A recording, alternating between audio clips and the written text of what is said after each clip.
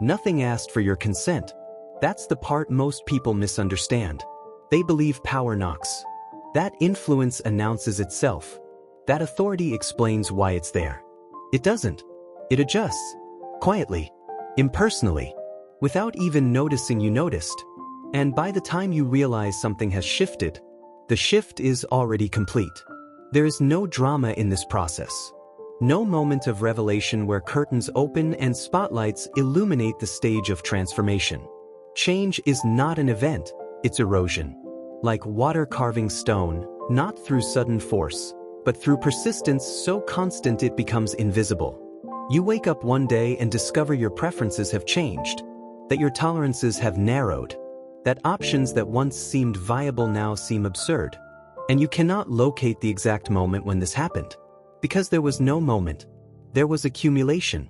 Layer upon layer of microscopic adjustments, each so subtle that your conscious mind categorized them as irrelevant, as background noise, as coincidence or natural maturation. But when you look back, if you have the courage to look, you'll realize that there is nothing natural about it. That something was guiding. Not with hands. Not with words. But with the silent gravity of systems that have existed longer than any individual. The most durable forms of power do not argue. They do not threaten. They do not persuade. They remain. They exist as structure, as precedent, as the weight of what has always been done. You don't feel them acting. You feel the world responding as if a decision was already made. Because it was. Consider the invisible architecture of normalcy. Why do certain social configurations seem natural while others seem forced? Not because some are biologically determined and others culturally imposed. Both are constructions. The difference lies in temporal depth.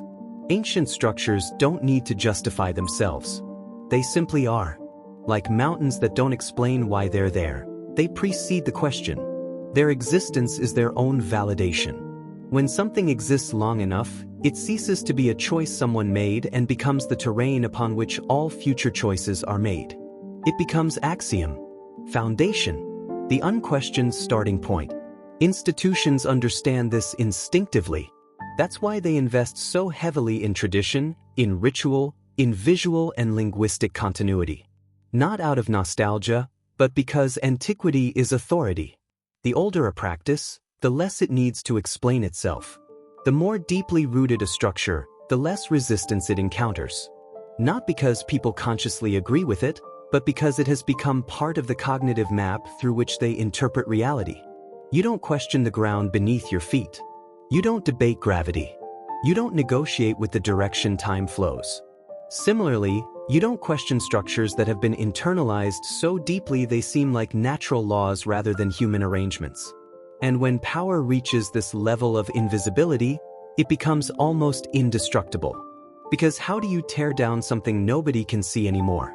The mighty dead are not ghosts. They are not spirits waiting for belief. They are not stories told to frighten children. They are outcomes. They are systems that survived their creators. Rules that outlived intention. Paths worn so deeply that deviation feels wrong. They don't need worship. They don't need fear. They need continuity. And continuity is what gives them power. Think of empires that fell centuries ago but whose legal structures still govern modern nations. The Code of Justinian, compiled in the 6th century, still forms the basis of legal systems in dozens of countries. Byzantine emperors have been dead for over 1,500 years, but their decisions about property, contract, and civil liabilities still determine who wins lawsuits today. Think of religions whose founders will never return, but whose precepts still shape legislation, national holidays, calendars, urban architecture. Jesus Christ hasn't returned in 2,000 years. Muhammad died nearly 1,400 years ago. Buddha reached nirvana 2,500 years ago. And yet, billions of people organize their lives, what they eat, when they pray, whom they marry, how they educate children, based on interpretations of what these figures supposedly said. The mighty dead are not people. They are cultural algorithms, sets of instructions that continue executing even after the original programmers ceased to exist. They are institutional momentum, the tendency of organizations to continue moving in the same direction simply because they're already in motion. They are structural memory, the way buildings, cities, laws, and languages carry the assumptions and priorities of past eras and impose them on the present. You don't need to believe in them to be governed by them. You only need to exist within structures they built.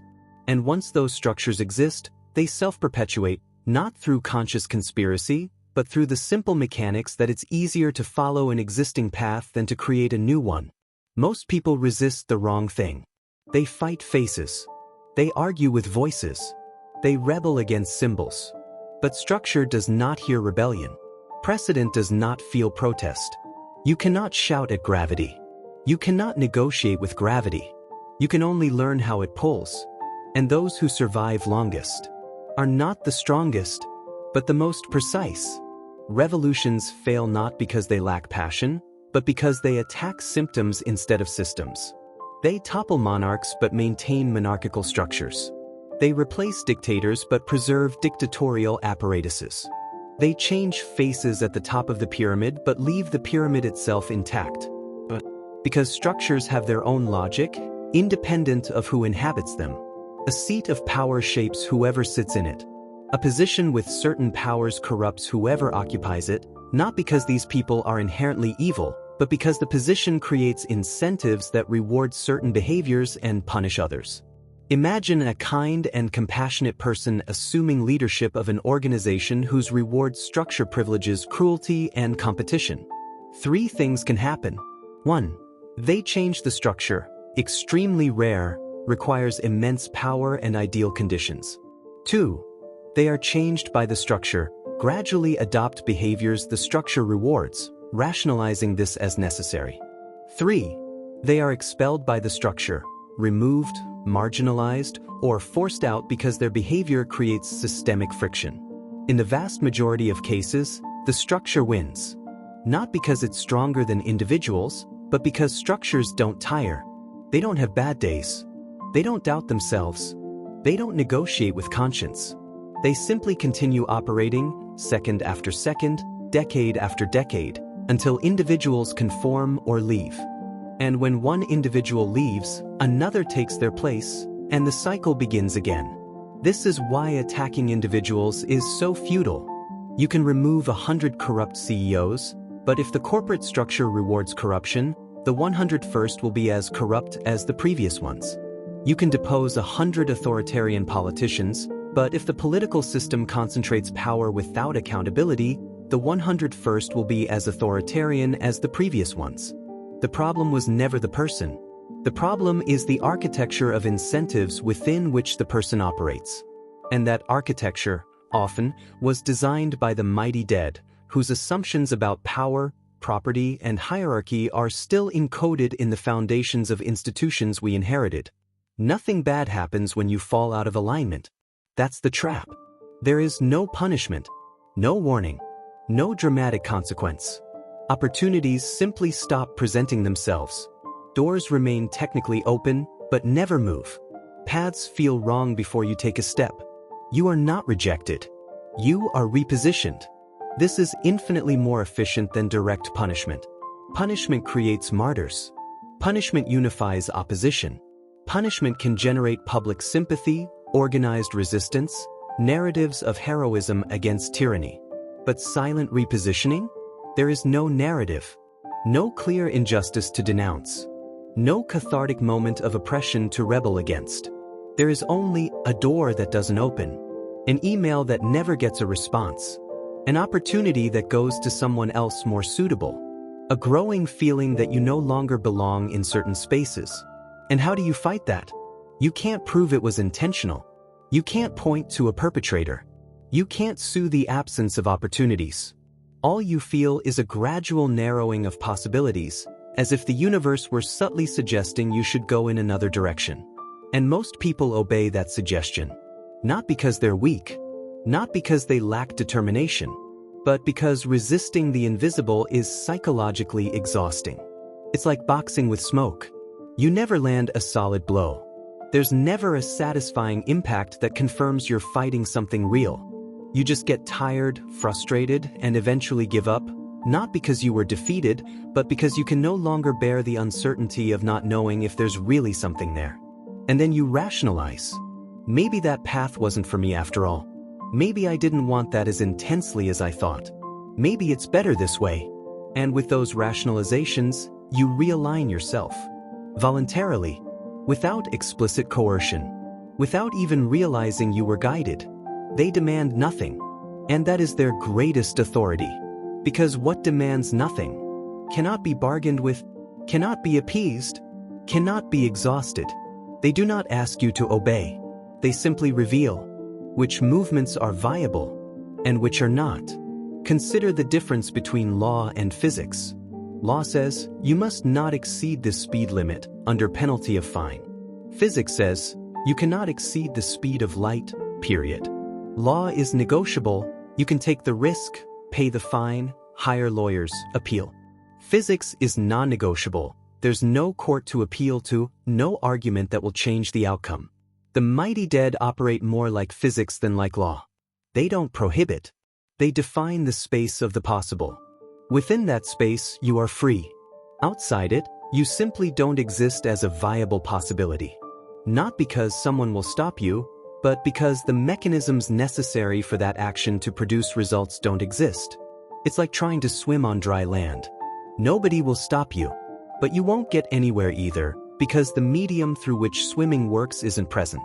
Similarly, there are paths that seem theoretically possible but which lack the cultural, economic, or political infrastructure necessary to be viable. And that infrastructure was shaped or limited by the mighty dead. By their decisions about what to build and what not to build. About where to invest resources and where to neglect. About which possibilities were cultivated and which were left to atrophy. You inherit these choices as geography. And just as geography shapes which civilizations prosper and which languish, cultural geography, the terrain of possibilities inherited from the past, shapes which visions of the future are achievable and which remain fantasies. At some point you realize, nothing is chasing you. Nothing is watching you. Nothing cares who you are. But everything remembers how you move. And once something remembers your pattern, you don't get to move innocently anymore. Only deliberately. Innocence is the belief that actions have no consequences beyond the moment. That you can experiment, fail, try again without anything being recorded, without anything changing permanently.